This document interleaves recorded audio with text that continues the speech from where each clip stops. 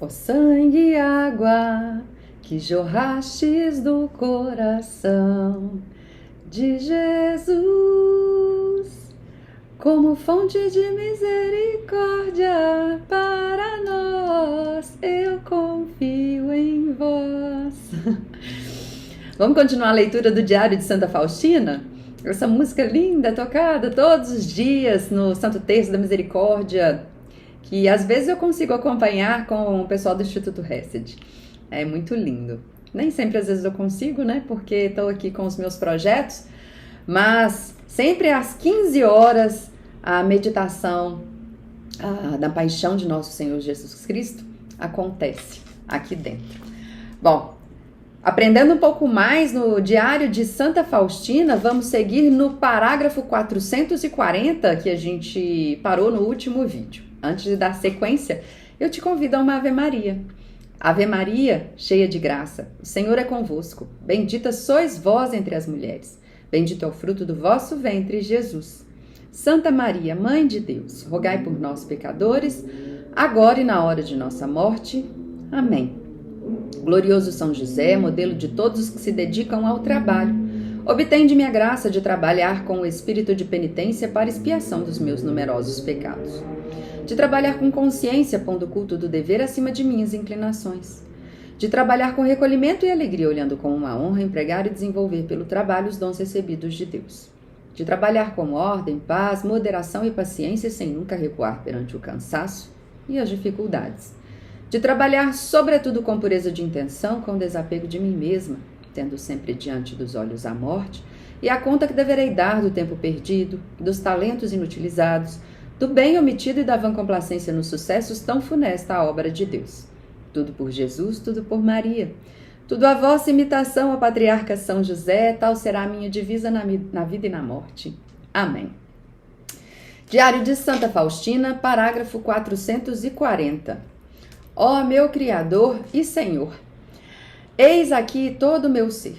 Disponde de mim de acordo com o vosso divino agrado, de acordo com os vossos planos eternos e com a vossa insondável misericórdia. Que toda a alma conheça como é bom o Senhor, que nenhuma alma tenha medo de conviver com o Senhor, que não se excuse com sua indignidade e que nunca adie os convites divinos, porque isso não agrada ao Senhor. Não há alma mais miserável do que a minha, conforme me conheço verdadeiramente. E admiro-me que a majestade de Deus assim se rebaixe. Ó eternidade, parece-me que és curta demais para glorificar a infinita misericórdia do Senhor. 441. Em determinado momento, quando a imagem estava exposta no altar durante a procissão de Corpus Christi e no momento em que o sacerdote expôs o Santíssimo Sacramento, o coral começou a cantar. Então os raios da imagem atravessaram a Santa Hóstia e espalharam-se pelo mundo inteiro. Neste instante, ouvi estas palavras: através de ti, como através desta hóstia, passarão os raios da misericórdia para o mundo. Após estas palavras, mais profunda alegria dominou a minha alma. 442. Em determinado momento, quando meu confessor celebrava a Santa Missa, como sempre, vi o menino Jesus no altar, desde o ofertório. Todavia, um pouco antes da elevação, desapareceu dos meus olhos o sacerdote e ficou só Jesus, o qual, quando se aproximou o momento da elevação, tomou a hóstia e o cálice nas suas mãozinhas e levantou-os juntos, olhando para o céu, e em seguida vi novamente o meu confessor. E perguntei ao menino Jesus onde é que tinha estado o sacerdote durante aquele tempo, já que eu não o via. Jesus me respondeu: no meu coração. Mas eu nada mais pude compreender dessas palavras de Jesus. 443. Em determinado momento, ouvi estas palavras: desejo que vivas segundo a minha vontade, nas mais ocultas profundezas da tua alma. Fiquei refletindo sobre essas palavras que atingiram fundo meu coração. Nesse dia, havia a confissão da comunidade. Quando fui confessar-me, depois de acusar-me dos meus pecados, esse sacerdote repetiu-me estas palavras antes que me tinha essas mesmas palavras que antes me tinha dito o Senhor. 444. O sacerdote disse-me estas profundas palavras: de que existem 3 graus no cumprimento da vontade de Deus. O primeiro é quando a alma cumpre tudo o que está exteriormente determinado pelas ordens e regulamentos. O segundo grau é quando a alma segue as inspirações interiores e as cumpre. O terceiro grau é quando a alma é entregue à vontade de Deus, deixa a Deus a liberdade de dispor dela e Deus faz com ela o que lhe apraz, sendo assim um instrumento obediente nas suas mãos. E esse sacerdote me disse que eu me encontrava no segundo grau desse cumprimento da vontade de Deus. E, no entanto, devo esforçar-me para atingir o terceiro grau da obediência à vontade de Deus. Essas palavras atravessaram-me profundamente a alma. Vejo claramente que muitas vezes Deus dá ao sacerdote o conhecimento do que se passa no fundo da minha alma. Não me admiro disso absolutamente, mas antes rendo graças a Deus por haver tais eleitos. Então, vamos só relembrar aqui então. O primeiro é quando a alma cumpre tudo o que está exteriormente. O segundo é quando a alma segue inspirações interiores. O terceiro é quando a alma, entregue à vontade de Deus, deixa a Deus a liberdade de dispor dela e Deus faz com ela o que lhe apraz, sendo assim um instrumento obediente em suas mãos. Bom, 445. Quinta-feira, adoração noturna. Quando cheguei para a adoração, logo me envolveu o recolhimento. Vi Nosso Senhor amarrado ao tronco e logo sobreveio a flagelação. Vi 4 homens que se revezavam no açoitar ao Senhor com azorragues. Nunca escutei essa palavra. Azorragues. O meu coração desmaiava só de olhar para esses suplícios.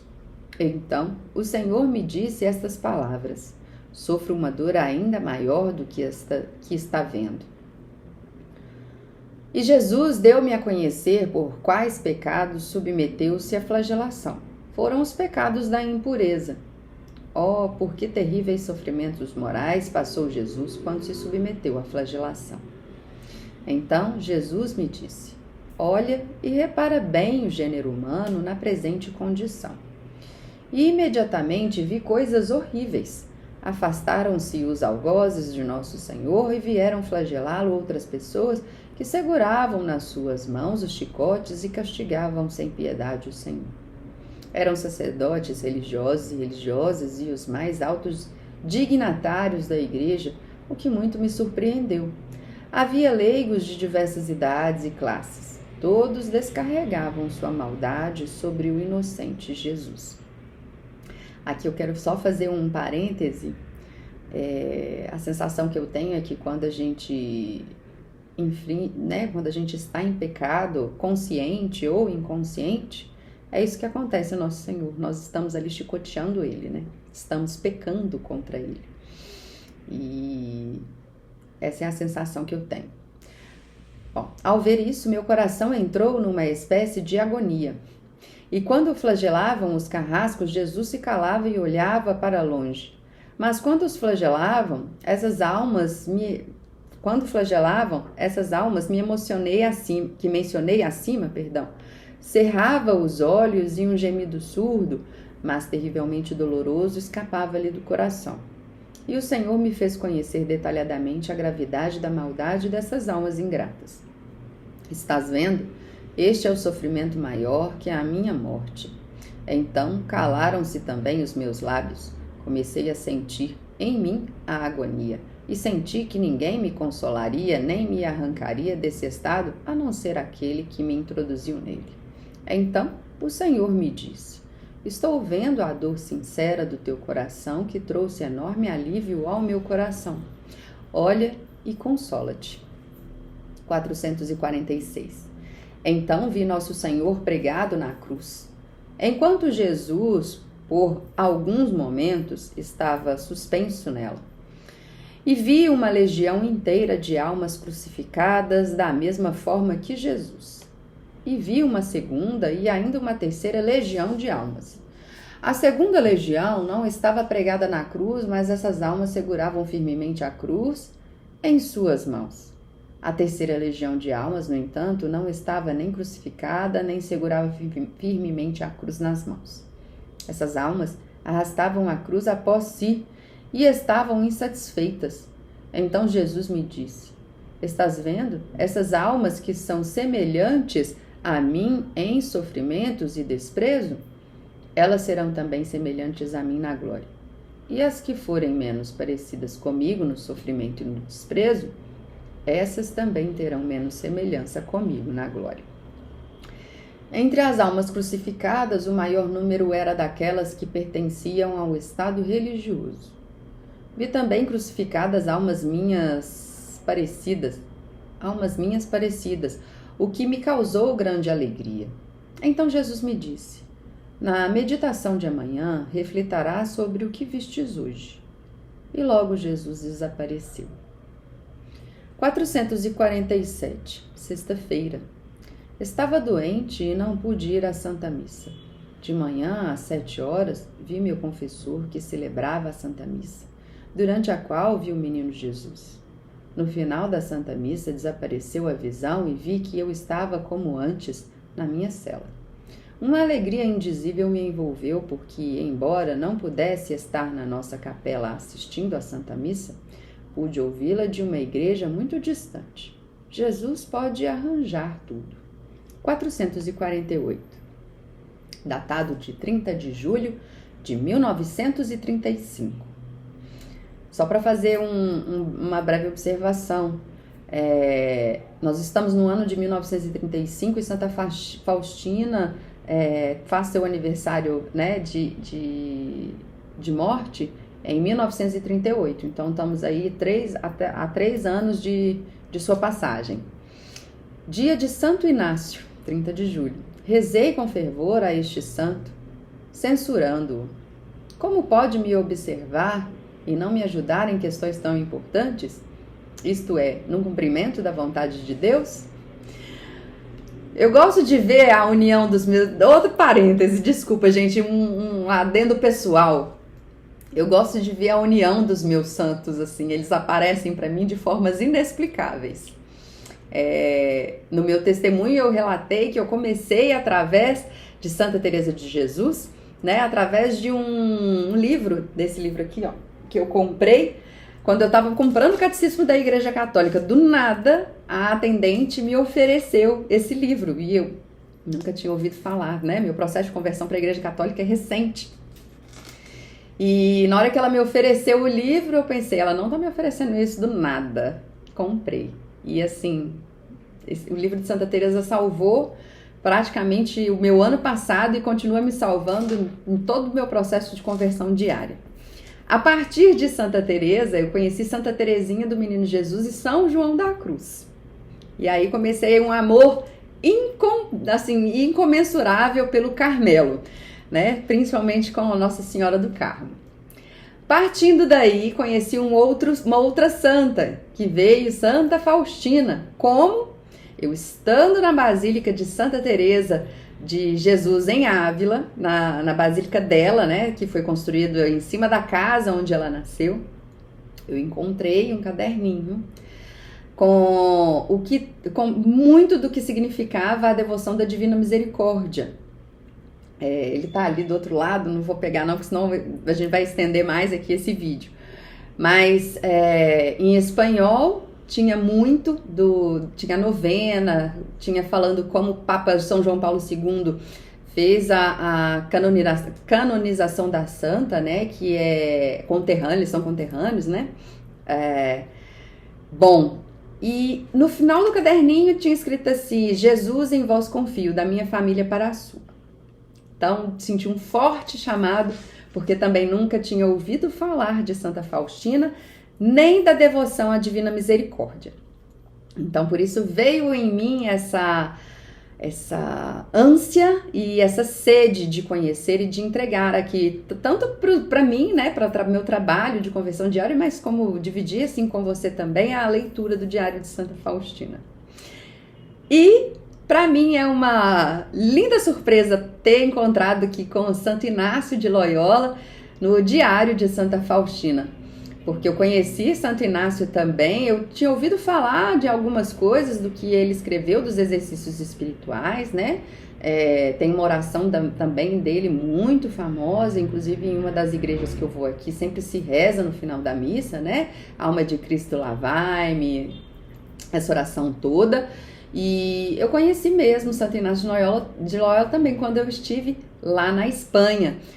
Inclusive eu vou relatar direitinho, já relatei no meu livro que vai ser lançado, ele tá longe ali também, mas vou fazer mistério. Vai ser lançado agora em dezembro, sobre toda a minha peregrinação à Espanha. E eu voltei de lá muito apaixonada por Santo Inácio de Loyola, um grande santo. Tem um vídeo também dele, um filme disponível gratuitamente no YouTube, você consegue jogar aqui, filme sobre Santo Inácio de Loyola. É um filme, né? Assim, tem ali algumas pinceladas de romantização, mas é muito lindo o filme. E traz também um pouco do que foi, né, essa entrega e essa união de Santo Inácio a Nosso Senhor Jesus Cristo e como que ele desenvolveu todos os exercícios espirituais. E encontrar com Santo Inácio aqui nessa leitura é para mim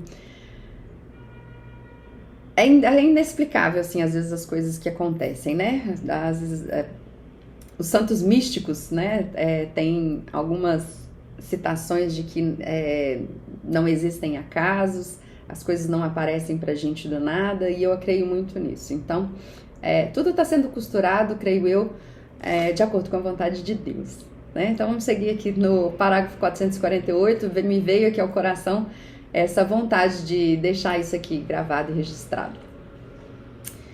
Seguindo. Ele dizia a este santo: vós, nosso padroeiro, que estáis inflamado do fogo do amor e do zelo pela maior glória de Deus, peço-vos humildemente, ajudai-me no cumprimento dos planos de Deus.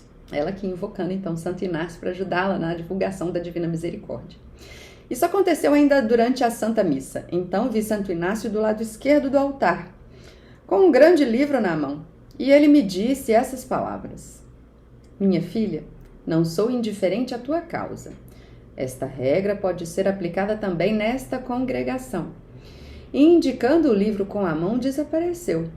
Fiquei imensamente feliz vendo quantos santos se preocupam conosco e que estreita união há entre nós. Ó bondade divina, como é belo o mundo interior, se já aqui na terra convivemos com os santos. Durante o dia todo, senti a proximidade deste meu querido padroeiro. 449, de 5 de agosto de 1935. Festa da Mãe da Divina Misericórdia. Preparei-me para esta festa com maior zelo que nos outros anos. Nesse dia de manhã, tive uma luta interior ao pensar que deveria abandonar a congregação onde desfrutava de uma especial proteção de Maria.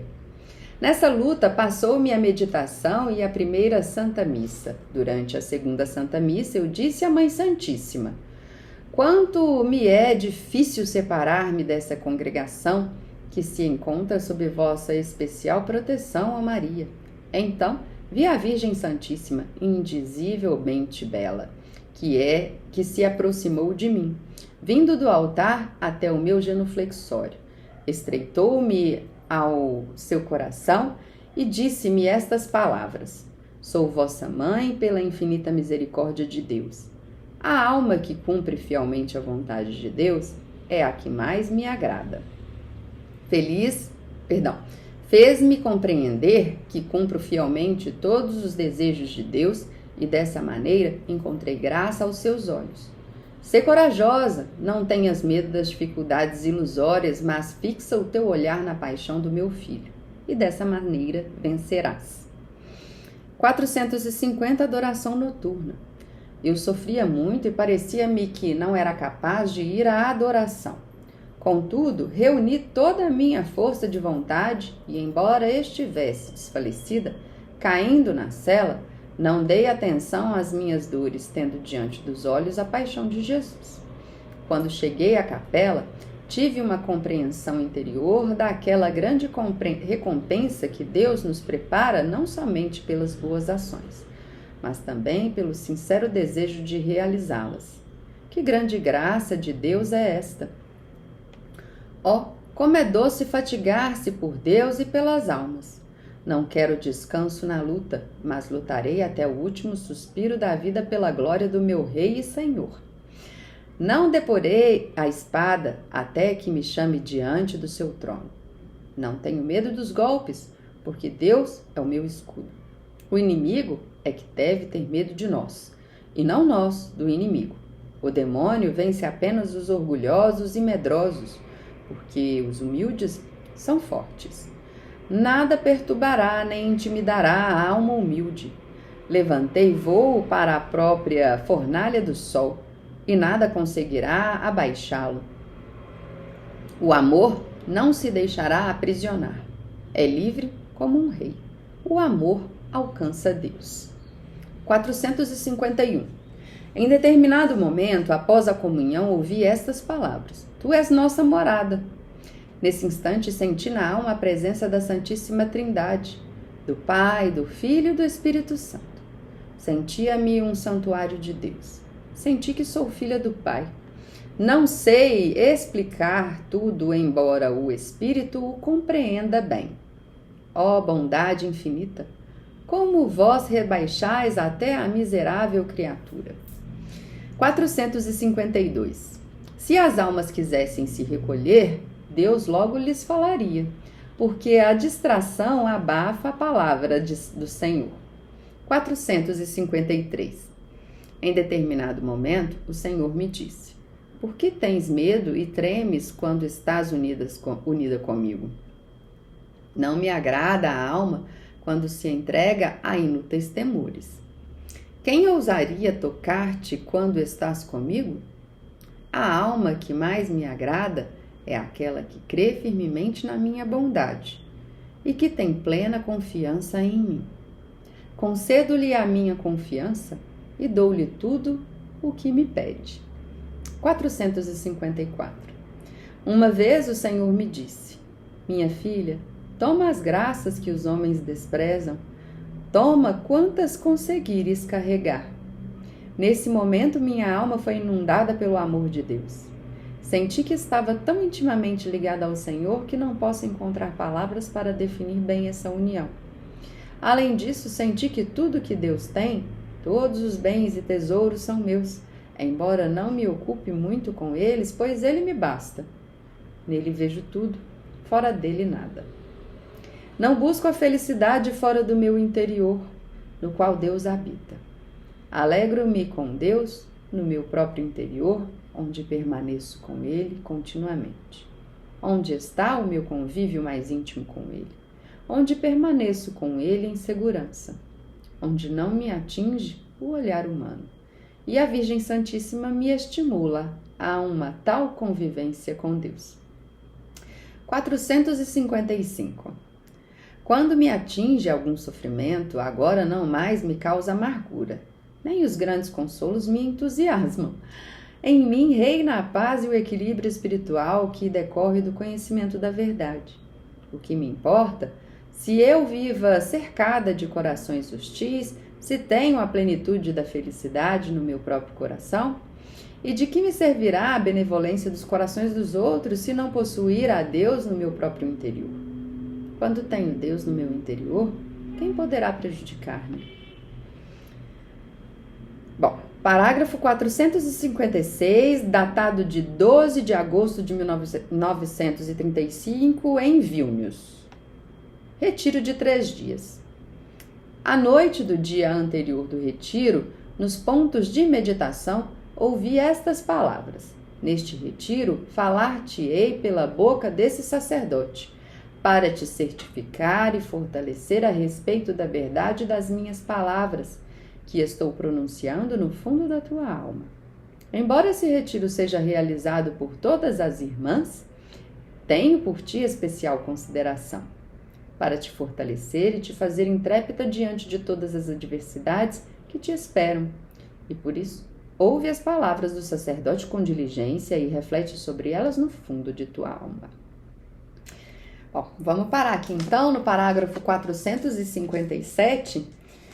Quão profundas as reflexões no dia de hoje, não é mesmo? Para mim foi, não sei se para você foi, mas para mim, inclusive após a minha peregrinação pela Itália com o Frei Gilson, né? Cheguei recentemente, me deparar aqui com essa frase de Santa Faustina, né? Escrevendo aí o que Nosso Senhor relatou no íntimo para ela.